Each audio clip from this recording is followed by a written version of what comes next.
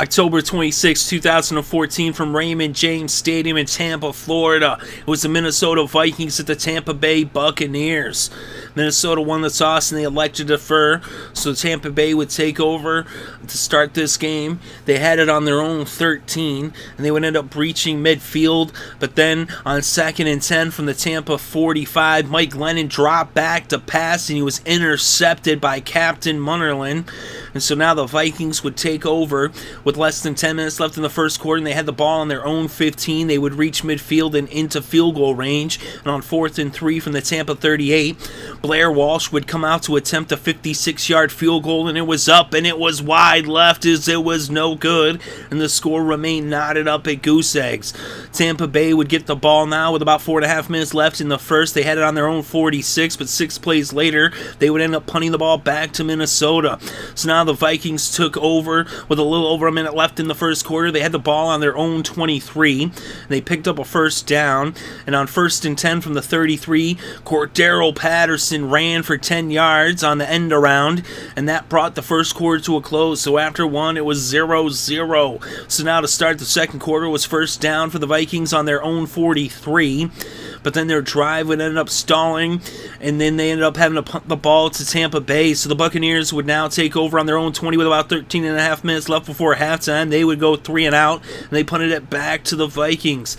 The Vikings would punt 4 plays later, so now Tampa got the ball back, and they would go 3 and out for a second consecutive drive, and now Minnesota would go 3 and out as these two teams were trading punts, and it would continue that way as the Bucs then went 3 and out again. So now here we are, 3.5 minutes left before halftime. Vikings ball on their own 35, and 5 plays later, yet another punt. So now the Bucs got the ball, and they went 3 and out. And so now the Vikings got the ball with about a minute left before halftime. They had it on their own 34, and Teddy Bridgewater hit forward for a 19-yard pass, and then Teddy Bridgewater hit forward for an 11-yard pass. Minnesota then used their first timeout, and so now they had the ball on the Tampa 36. It was first down, and Bridgewater hit Cordarrelle Patterson for an 8-yard pass. He ran up and he spiked the ball. Actually, it was their last timeout. So Tampa Bay now took a timeout. And so now it was 3rd and 2 on the Tampa 28. And Blair Walsh came out to kick a 46-yard field goal. It was up and it was good. And that put the first points on the scoreboard. And so now it was 3-0 Vikings over the Buccaneers. And that was the score at halftime. So now to start things off in the third quarter, the Vikings had the ball. And 8 plays later, what'd they do? They punted. And what the Buccaneers do on their first possession, they went 3 and out. And so now the Vikings would take over with about 10 minutes left in the third. They had the ball on their own 37. And on 2nd and 2 from the 45, McKinnon ran for 6 yards. And then on first down from the Tampa 49, McKinnon ran for 28 yards. But then on 3rd and 6 from the Tampa 17, Bridgewater dropped back to pass, and he hit Jennings for a 17-yard touchdown, and it was now 10-0 Vikings over the Buccaneers. So now the Buccaneers got the ball on their own 20 with about 7 minutes left in the third quarter, and 6 plays later, they punted the ball.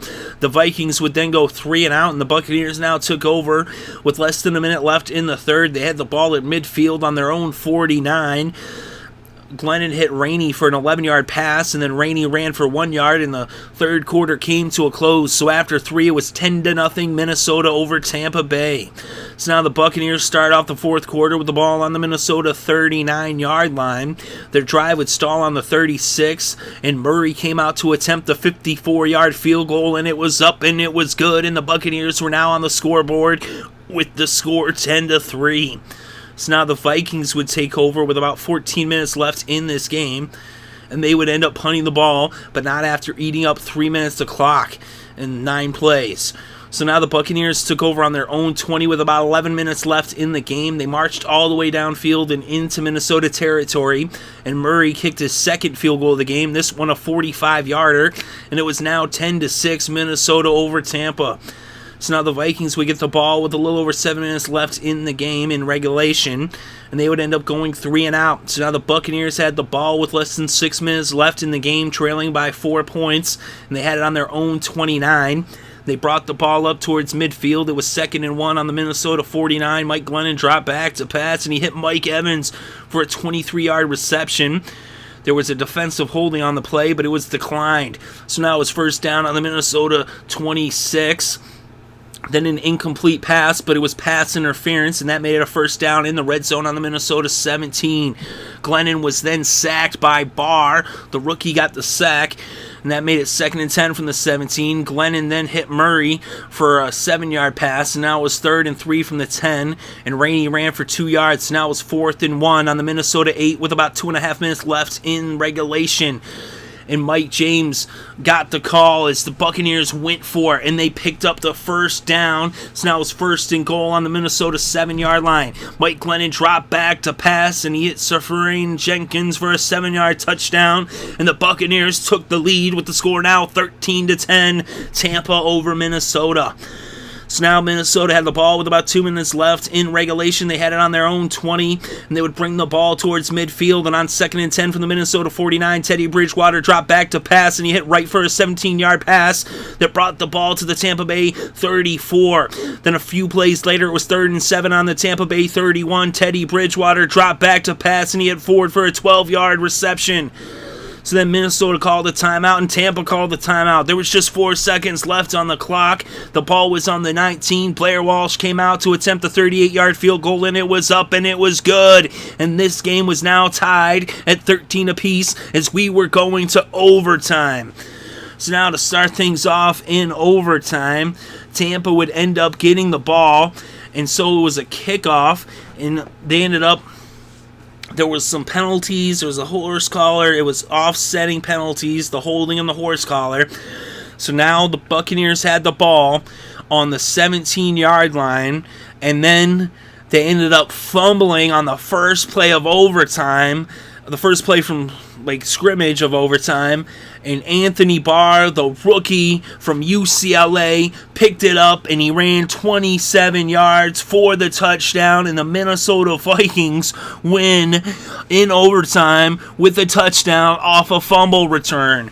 So the final score, Minnesota 19, Tampa 13. And with the victory, the Vikings are now 3-5, and the Buccaneers are now 1-6 with the loss. And in this game, Teddy Bridgewater was 24 for 42 with 241 passing yards and a touchdown. He also rushed for 3 yards off of 1 carry. Mike Glennon was 19 for 28 with 171 passing yards, 1 touchdown, and 1 interception. He also rushed for 13 yards off of 3 carries. The leading rusher in this game was McKinnon. Jerrick McKinnon had 83 yards off of 16 carries. The leading receiver was Cordarrelle Patterson with 86 yards off of 6 receptions. He also rushed for 10 yards off of his 1 carry. And on defense, the leading tackler was Levante David. He had 14 tackles for the Buccaneers. The Buccaneers only had 1 sack, and that was a combined sack by McDonald and McCoy. They each got a half a sack. The Vikings had 5 sacks, as each Barr, Floyd, Griffin, Robinson, and Johnson all had 1 sack. And as for interceptions, the lone interception in this game was by Munnerlyn of the Vikings. And the Vikings end up winning this one. They were up as they had the lead. They were up by 10-0. Then they let the Buccaneers score 13 unanswered points, but they got that field goal to tie it up on the last play of regulation. And then they win in overtime, just 17 seconds into overtime with that fumble return. Quite a crazy finish. And the final score, Minnesota 19, Tampa Bay 13.